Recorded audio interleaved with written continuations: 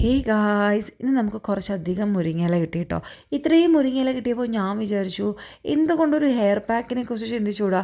മുരിങ്ങയിലയാണെങ്കിൽ hair ഗ്രോത്തിനും ഒരു healthy സ്കാൽപ്പിനൊക്കെ ഭയങ്കര important ആയിട്ടുള്ളൊരു സാധനമാണ്.